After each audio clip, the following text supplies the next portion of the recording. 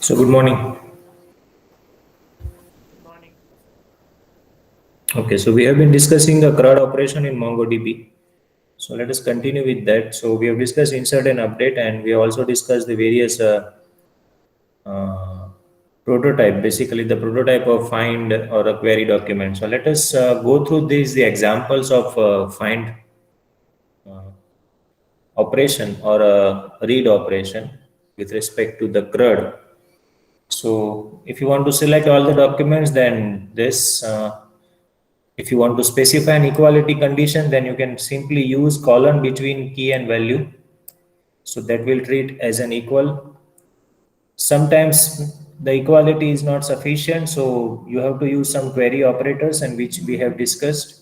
So you can use $in this way. So this is your key, and then as a value you have an entire object, and then in this object you can pass a various query operators or a group of query operators using various combinations. So logical operator also you can use, so it can be a multiple conditions as well. Sometimes if you want to uh, fire a query with an AND condition, right? So you can simply write or create an object in this way. So here we are firing a query that status is equal to A and quantity is, then we are using this operator less than or less than. So quantity is less than 30.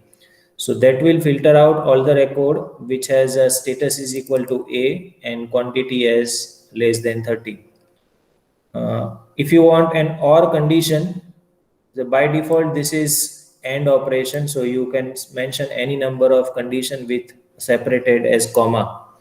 But sometimes you require an OR operation, then you have to use this $OR operator. So what you will do right now is, see this $OR and then colon, and then there is an array. That array contains multiple conditions. Now again, this multiple condition is an object. So there you can have an AND as well, or again you can have an OR as well. So using this $OR and this comma, you can create any combinations of and OR, right?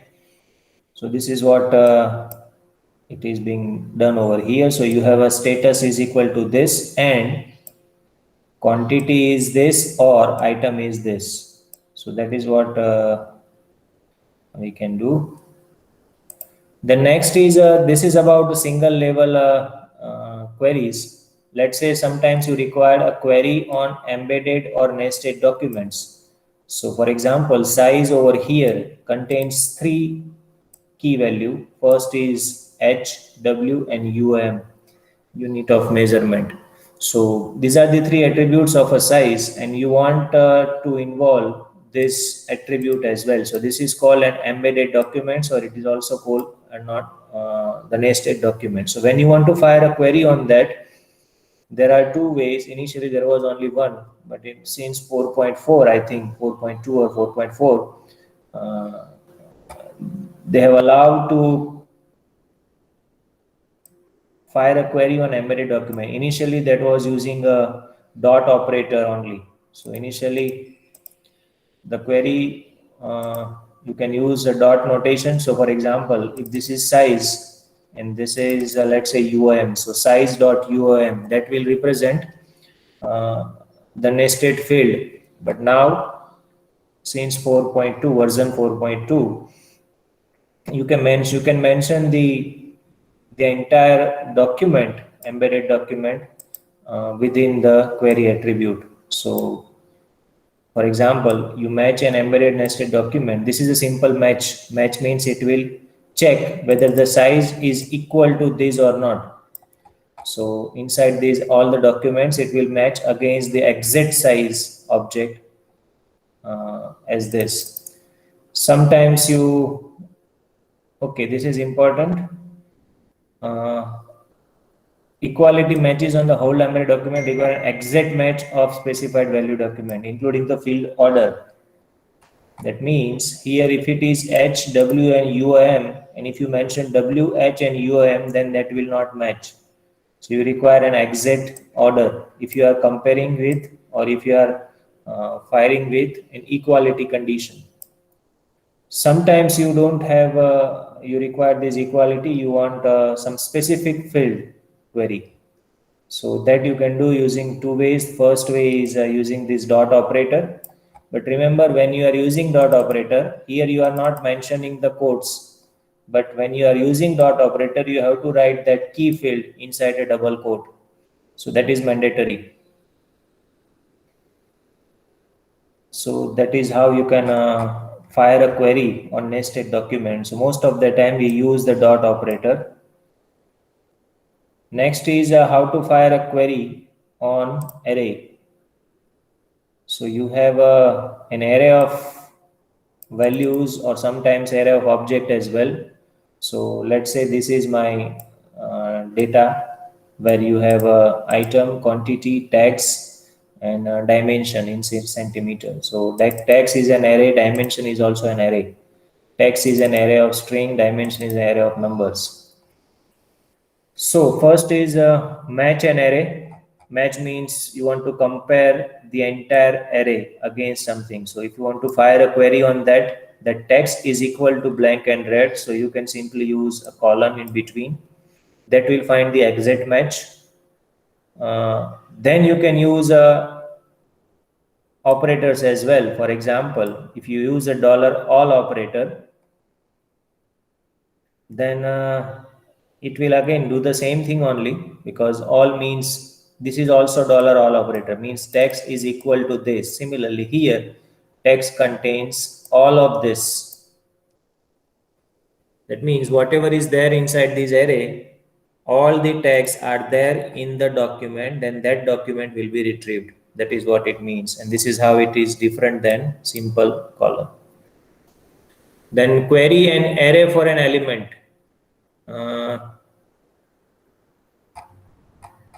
Text has these values like red, blank, etc., etc.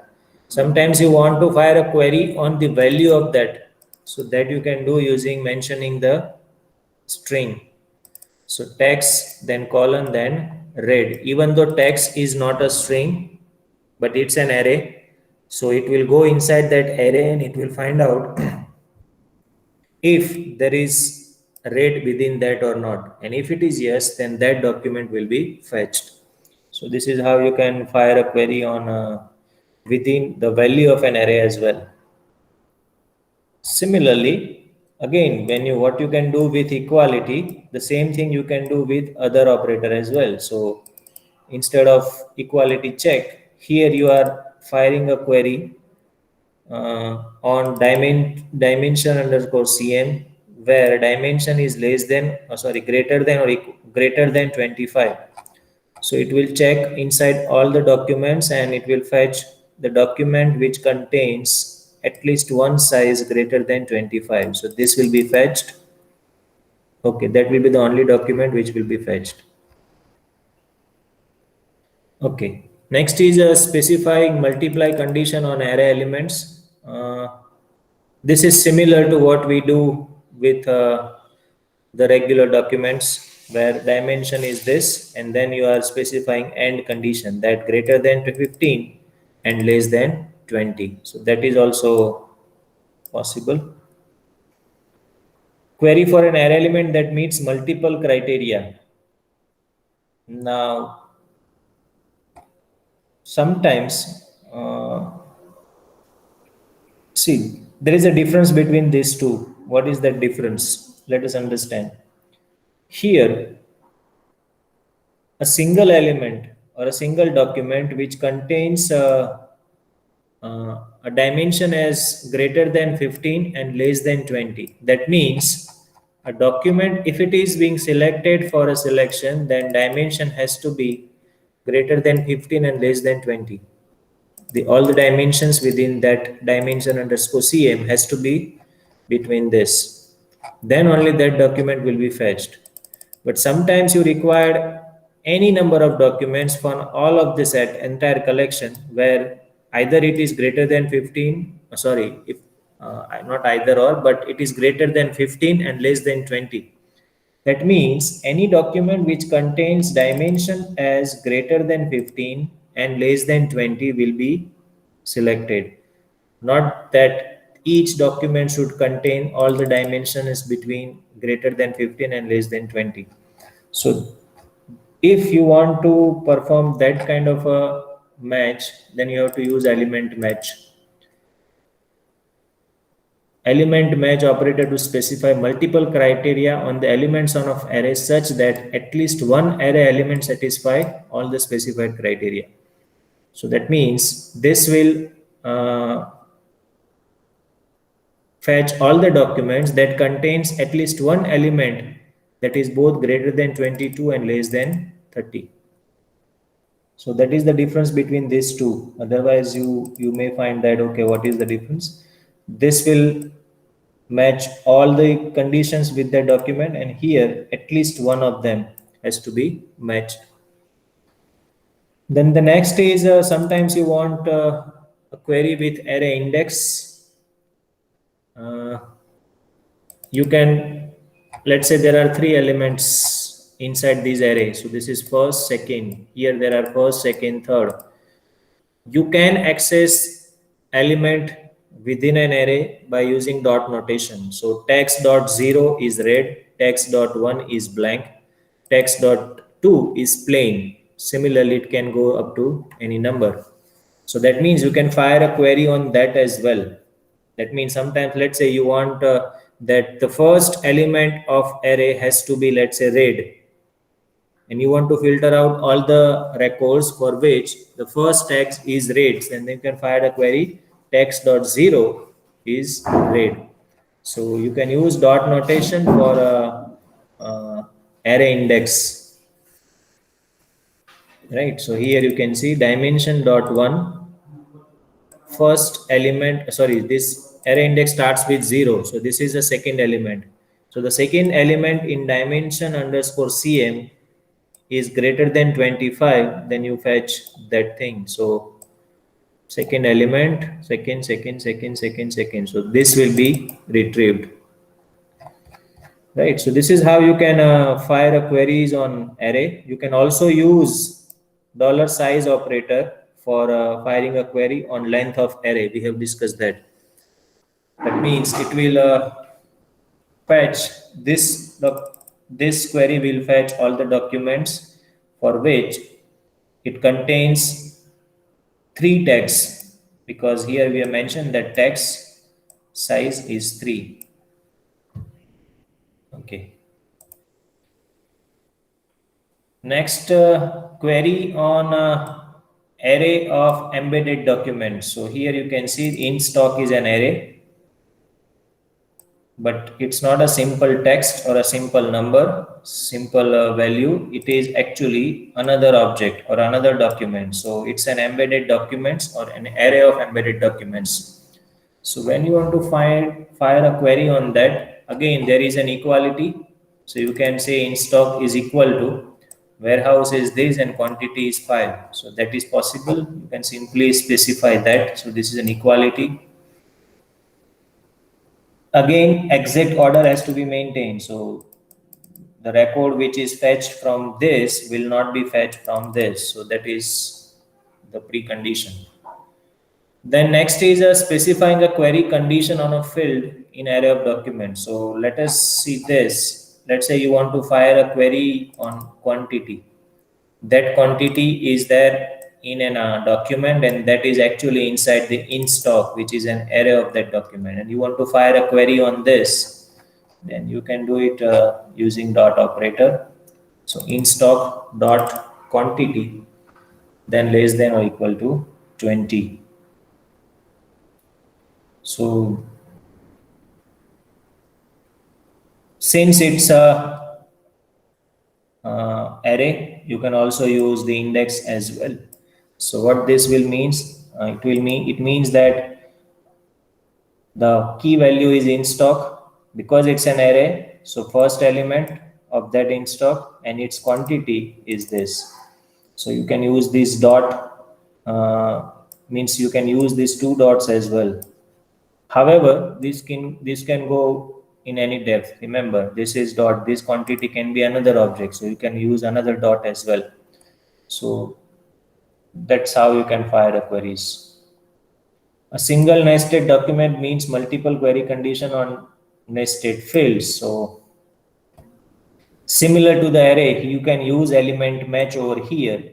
So what it will do, it will filter out all the documents where in stock, that means in stock is an array, but all the elements of that array, if quantity is equal to 5 or warehouse is equal to 8, that will be fetched. So this is uh, how you can use element match. And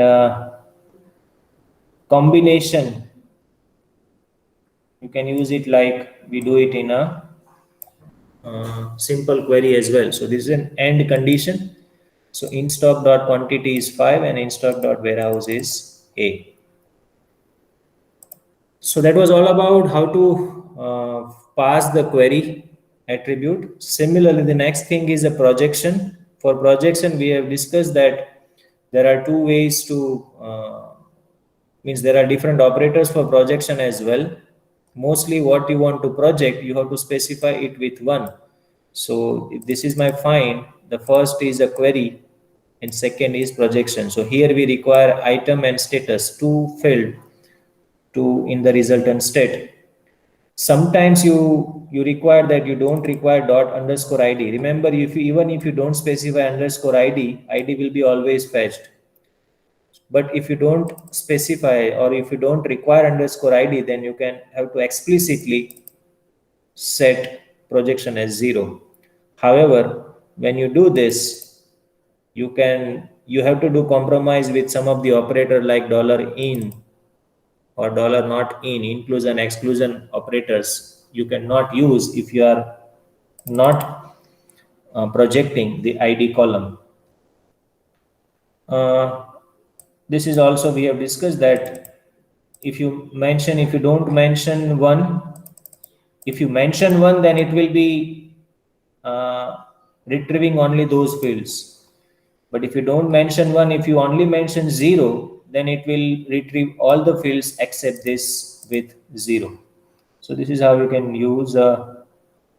Same thing is apply for embedded documents as well. So let's say we want item, status, and size or a unit of measurement only as a column. So that is also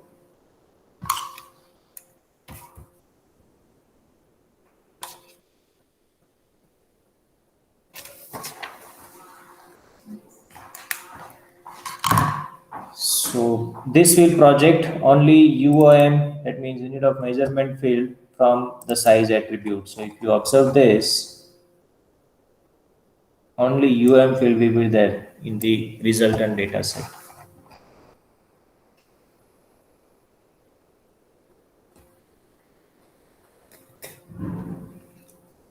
Now this is not just applied to the embedded documents, it is also applied to the array of embedded documents as well. So here also you can mention in stock dot quantity is 1. That means it will only display in stock quantity or it will only retrieve in stock quantity in a projection. So that is with respect to array. The next is null and not null or exist kind of a stuff. This is you require frequently that you want to find out whether a phone number or you want to retrieve all the records with a phone number as null. So that is possible by using two different ways. So first of them is, see, remember if you say item, let's say this is my copy.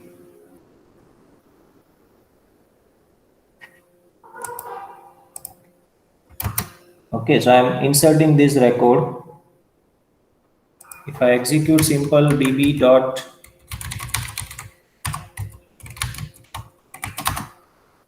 it will retrieve all the records. Let's say I'm just writing this. Again, it will retrieve both the records. The reason for that is item is null. Now null here is use or the context in which it is being interpreted is such that it will retrieve all the records where item is null or item field does not exist. So that's why it retrieves both the record, because in one item is null, in second there is no item.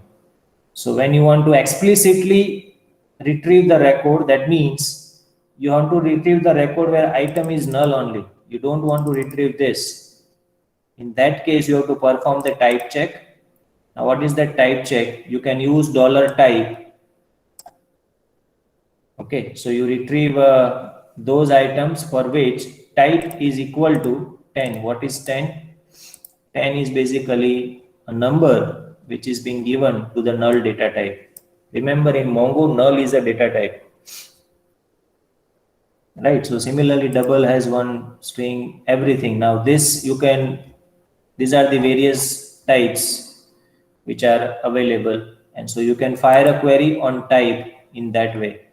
So because the 10 is the type of null, so what this will do, it will simply retrieve all the records where item is type 10, that is item is null. So that's why when you execute this query, it will only retrieve one record instead of two.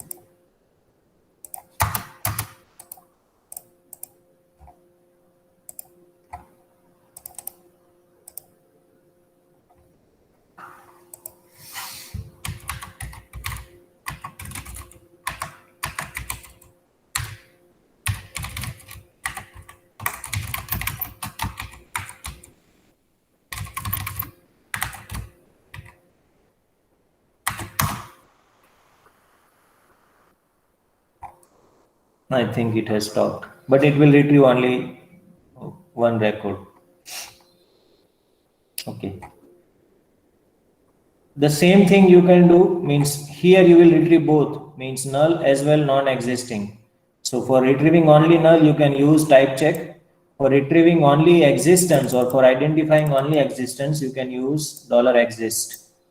So now it will retrieve all the record for which, or all the documents for which item exists, right? So, or if you want a vice versa, that means if you want to retrieve a documents where item does not exist, then you have to use false. So this is how you can use this two operator, $type and $exist for retrieving with respect to the null or not null kind of stuff. Okay. The next is cursor. Now cursor is basically when you want to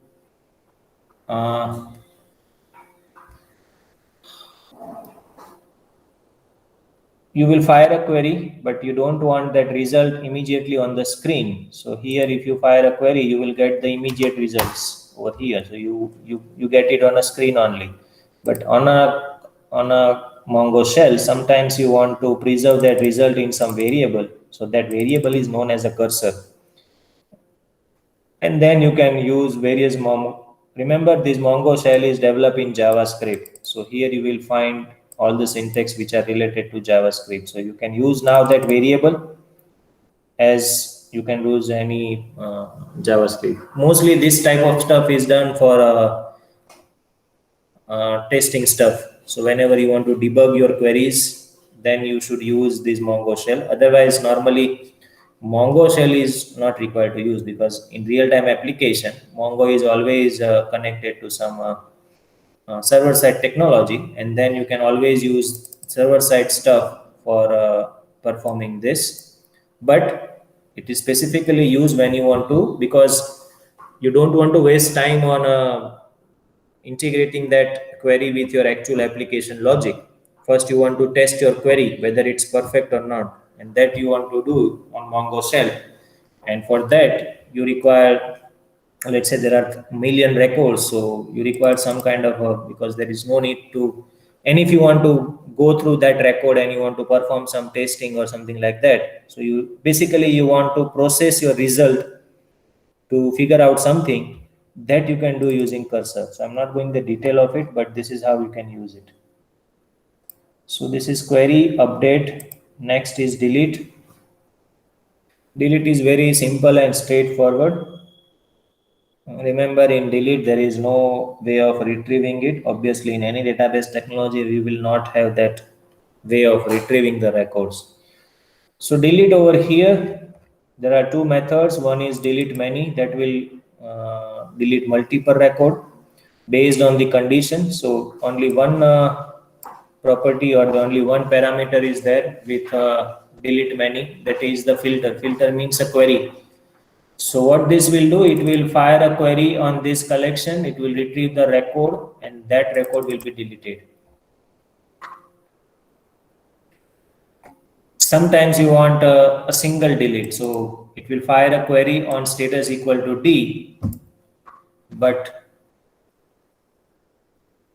it will only delete a single record. So there can be 10 records with status equal to D, but you want to delete only one. Now again, the order in which record will be deleted is first. That means if you want that any specific record to be deleted, then you want to use a sorting kind of a stuff when you want to use delete one. Behavior with respect to delete, again it's an atomic. So if it is deleting multiple documents, then it will delete either all or none of them. In between, if operation fails, then it will be a rollback. Indexes, this is important. Delete operation do not drop indexes, even if deleting all documents from collection. So you have to delete explicitly the indices if you want. Okay. So mainly there are two methods. Initially there was only one, that is remove, and the difference in these three is only that here you can delete one record, here you can delete multiple record, and here depending on the condition either it will delete a single record or multiple record. The next is bulk write operations. There are many other topics. I am not going to discuss each in detail because it's not part of your syllabus, and but it is important from the programming perspective. So that's why I will just quickly go through it. Bulk write operations. It means that you want to perform the bulk operations. Now, what do we mean by bulk operation? So this is an example. You can write this db.characters is the name of the collection, then bulk write, and then you have an array. And that array is actually an array of an object. Each object has some key value. That key represents the type of the operation. And then you have the detail of that operation. So these are the various options available. You can insert one document, update many, replace one, delete many. So these are the all operations which you can perform. So here, this is an example. You see, you want to insert one document, and what is the content? This. Again, you want to insert something. Then you want to update something. So you have a filter and then update. Remember, this is $set. $set means it will only set status is equal to critical injury. It will not replace entire status field. Next is delete, then replace. Now this is a bulk write. That means all the operations are performed in bulk. Obviously, there are various advantages of having bulk operations. That is, it's purely in optimization. The IO operations will be optimized when you perform using bulk. Now there are two versions of it. First is ordered and second is unordered. Ordered means that this will be the sequence which will be followed. That means this will be inserted first, then this, and then this, then this, then this. And then there is unordered. That means any of these can be operated. That means it will run in parallel. Remember, these are the technologies which will run in parallel. There will be a different threads for each operations and it will be executing in parallel. Both of these stuff are having their own advantages and limitations. When you are going for the ordered one, that means it will sound or it will work like a transactions. Let's say there are different operations which are required to be performed. So classical example is transferring money from one account to another account. So you want to update two records actually. First record is where you want to deduct the amount, and second record where you want to add the amount. So these are the two operations which is to be performed in atomic way. So that you can do using bulk operation, because what you will do, you will perform both the operations in a single query. Sometimes you require them in order only. That means this should be performed first and then this, because there is some dependency of this document over this one. So in that case, ordered is performed. Obviously, ordered is slow compared to the unordered. Okay. By default, all the operations are, I think, ordered, right? If you want to explicitly make it unordered, then you have to say this order is equal to false, where that you have to check this method, where can you put it false, right? Okay, so these are the set of operations array, and then you have another parameter which is an object which has two property, is write concern. Write concern signifies, or it mentions the what is the type of response you want to get, and second is ordered field. Order will be either true or false. By default it is true. So this is about bulk write.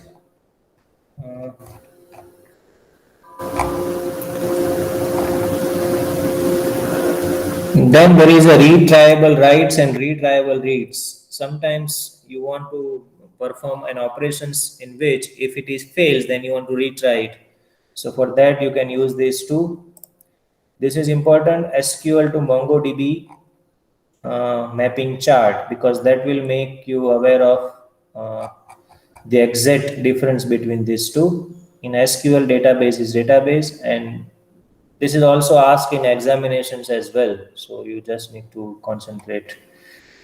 There is a row here, there is a document, column is filled, index is index only. For joins, you have a lookup over here. Lookup means in the sense of embedded documents. Primary key is also here in form of underscore ID. For aggregation function, that means for group by etc., you have an aggregation pipeline. We will see how can we do that. Then for other various SQL options, like you want to perform a select operation and then you want to insert that values inside a new table. So select something, then select into new table. So that you can do using one of the operator in aggregation pipeline, that is called out. So out is the operator which allows you to do that. Then merge into table. For that you have a merge operator in aggregation pipeline. Union all, you have a union with in Mongo. It is available since version 4.4. And for transactions, here also you have a transactions, right? So executable, MongoD and Mongo, I don't think it is required to be discussed. Yes, this is important. So this is how you can just try to relate various queries or SQL schema in SQL and in Mongo. So here you can write create table, then people, then you want to create syntax. Here there is no create because it is a schema less. So straight away you can insert the record and then document will be created. However, there is a syntax for creating the table. But again, that table will be empty in this case. In this case, even though table does not exist or collection does not exist, collection will be created and this record will be inserted into that. Alter table, because there is no schema, there is no point of having altering it, because it's always going to be flexible. The only thing which you require is whenever you want to change something, let's say you want to add this column join date, so you can simply update all the record in people collection. You are passing no query parameter, that means all the records, and then you are adding one column or one field, that is join date, and its value is current date. So this is how you can technically change the schema, or you can add some field to all the records. However, it's schema-less.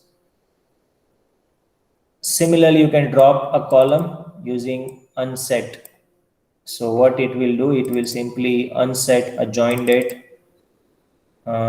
in all the documents, because here you have not filtered any records. Create index, you can index is basically created for optimization. Whenever you want a search operation on some column, you should make sure that index is created, or most of the time an index is to be created on a column which is searched for frequent times. For example, your primary key, for example, your foreign key. So all your primary key, foreign key, even though check will also contain an index. So all these columns are by default. When you create a schema, you will find in a schema that there is an index on primary key column, there is an index on foreign key column. The same thing, you can also create an index on specific field using this function that is called the create index. So what it will do, people is a collection, you are creating index on column on field user ID, and this one means that you want to create an index on that. Obviously, see, some of the time you may argue that there is no point of having this one over here, right? You can simply write user ID, but remember, everything over here is in form of JSON. So to make it standard, that's why we have this syntax. You can also create an index on a multiple column. So user ID 1 and age -1. So this will create an index in ascending order, and this will create an index in descending order, similar to what we have over here. Then if you want to drop something, then here also you can drop the entire collection using dot drop method, right? Next is an important one that is called text search. And this is very popular when it comes to the searching within a text. There are a number of use cases over here. Let's say your description contains something and you want to search inside this. You are not comparing the, or you are not interested in the exact value of description, but you want to search for some words inside the description. So for that, text based searching is used. First step in this is you have to create a search on that column, sorry, index on that column. So let's say if you want to search within the description, then you must create an index on description, right? So that's what is done over here, because we are interested in searching name and description both. So you are creating a text-based search for name as well as for description. Now, next is, once you have created that index, the next is to fire the search query. So for that, you can use $text operator. So what that $text operator will do, it will allow you to search, and then for search operator, you can use mention these words. So what it will do, it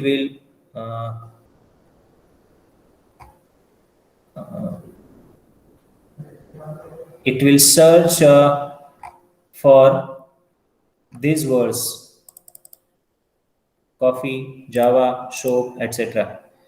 Sometimes you want, and remember, it's not, if you remember, it's not like a substring, it's a subsequence. So anything which contains Java, anything which contains coffee, anything which contains soap will be retrieved. But when you want an exit fast, in that case, you have to explicitly write double quotes between those. So if you want to search for Java coffee, then you have to write this Java code in double quotes, but because it is already there in the double quotes, you have to typecast this cost, or you have to cast this. So sometimes you want to search for something, or you want to exclude something. So you want to find all the documents which contains Java or shop but does not contains coffee. So that you can do using minus.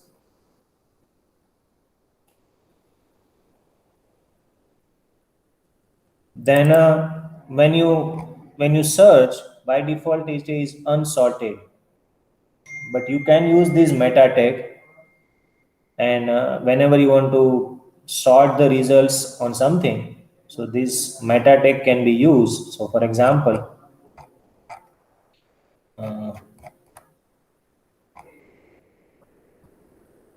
see this, what we are doing, we are